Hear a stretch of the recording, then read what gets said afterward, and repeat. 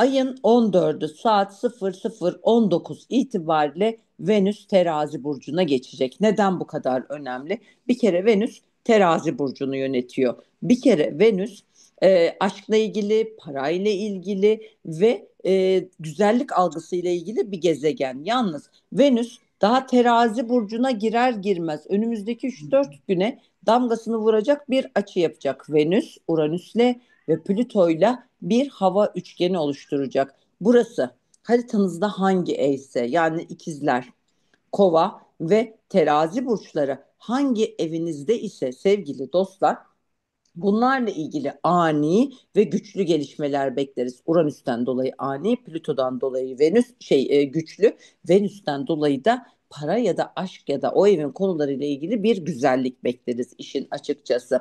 Ne demek istiyorum? Yani bu, eğer evlilik evinizse aniden bir evlilik teklifi alabilirsiniz. Çocuk evinizse hamile kalabilirsiniz ya da beşinci evinizse yine ani beklenmedik bir aşk kapınızı çalabilir. Hiç beklenmedik bir şekilde aradığınız evi bulabilirsiniz ya da uzun zamandır işsizsinizdir. Burası size çok güzel bir iş teklifi getirebilir. Ani bir yurt dışı seyahatine gidebilirsiniz. Ani bir kursa başlayabilirsiniz gibi gibi gibi. Yani kişinin haritasına göre. Çünkü biliyorsunuz ki astroloji parmak izi gibidir ve herkesin haritasına özel, şahsına münhasır çalışır bu açılar. Yani ama burası kimine hiç çalışmayacak, kimine de dediğim gibi aşk, para ya da iş, evlilik, çocuk ve buna benzer alanlarda ya da mirasını bekleyen insanlara güzel bir enerji getirir. Tabii kime? Bir kere sizin haritanızda ikizlerde 0 dereceler, Plüto, kova ve terazinin ilk özellikle 5 derecesinde gezegeni olanlara bu hafta güzel bir enerji getirecek. Gezegeni olmayanlar için başkalarının mutluluğunu izlemekle geçecek bir açı.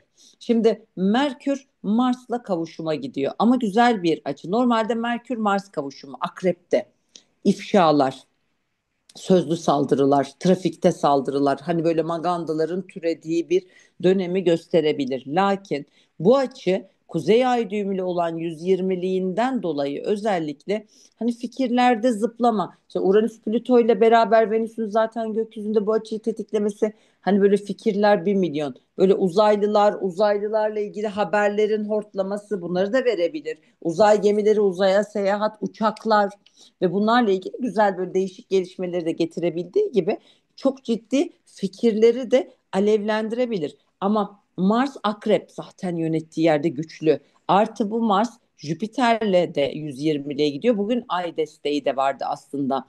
Duygusal olarak motivasyona geldiğimiz her şeyi harekete geçirebileceğimiz, duygusal olarak azmettik, istedik, hissettik. Merkürle de kafamıza koyduğumuzu yaptık enerjisi vardı aslında baktığımız zaman. Burası bu anlamda gerçekten güzel.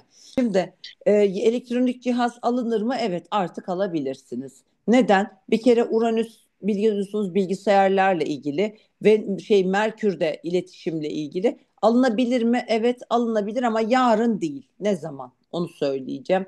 Hani bir ayın 15'ine kadar değil, çünkü yarın ayda Merkür, ya özür dilerim, ayın 15'inde ayda Merkürle kare yapacak. Yani aklımız başka bir şey diyecek, başka bir düşündüğümüzle, daha doğrusu aklımız arasında sıkışma enerjisine gireceğiz. Biraz duygusal agresyon ve öfkeye dikkat.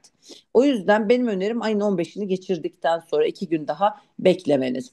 Artı Venüs zaten teraziye girer girmez Neptün'le karşıtlık yapacak. Bakın, Neptün ilaçlar, Neptün Venüs'le sanatçılar, Neptün uyuşturucu. Hani şu geçen sanatçılara yapılan operasyonun biraz daha ses getirebileceği, yankıların olabileceği bir dönem. Dolandırılma duyabiliriz. Sanatçılardan dolandırılanlar, işte parasını kaptıranlar çıkabilir. Burası biraz daha hem akrep enerjisi hem Venüs şeyle beraber Neptün'le aşkta illüzyon verebilir. Yani evet, ani aşk getirebilir ama gelen aşka da hemen atlamamak gerekiyor diyor buradaki Neptün. Çünkü Neptün bir illüzyondur. Girdiği yeri ne yapacak? Sislendirecek. Girdiği yeri ne yapacak? Böyle bir bulutlandıracak diyebilirim. O yüzden sevgili dostlar, biraz önümüzü göremediğimiz bir dönem. Zaten Venüs Satürn karşıtlığında biliyorsunuz ne yaptı? İnsanlar kalktı Bitcoin'de bir gecede sirkelenmişler. Milyonlarca insan, yüz binlerce insan bütün yatırdıklarını kaybettiler maalesef. Venüs Neptün'de piyasalarla ilgili belirsizlik. Venüs Neptün aynı zamanda aşkla ilgili belirsizlik, hatta aldatma ile ilgili, ihanetle de ilgili bazı sıkıntıları ne yapabilir? Getirebilir. O yüzden gökyüzü bir taraftan çok güzel ama bir taraftan da ihtiyatlı ol, tedbirli ol diyen bir enerji içerisinde. Çok güzel de bir şey var. Ay Jüpiter'le kavuşacak. Ne zaman? Aslında ayın 14'ü itibariyle hemen söyleyeceğim. Bakın şurada gece, yani bu gece itibariyle hemen tam saatini söyleyeceğim ama gün boyu etkili olur o zaten sabah saatlerine kadar. Bakın, evet, 2.48 itibariyle, gece 2.48 itibariyle Ay Jüpiter'le kavuşacak.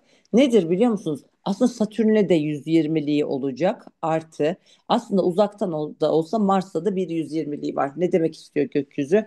2.48 itibariyle özellikle birkaç saat kalkın, dua edin. Mesela sadaka vermek için çok güzel bir zaman. İnsanlara iyilik yapmak için, açları doyurmak için, işte hayvanlara merhamet etmek için, mama vermek için de güzel bir günde olacağımızı söylüyor. Yani özellikle yarını ve bu gecenin kalan zamanında bu şekilde değerlendirmenizi önereceğim. Ama Ay Satürn 120'li ile güne başlayacağımız için açıkçası hani duygularda daha sebat gerektiren işlere başlayabiliriz.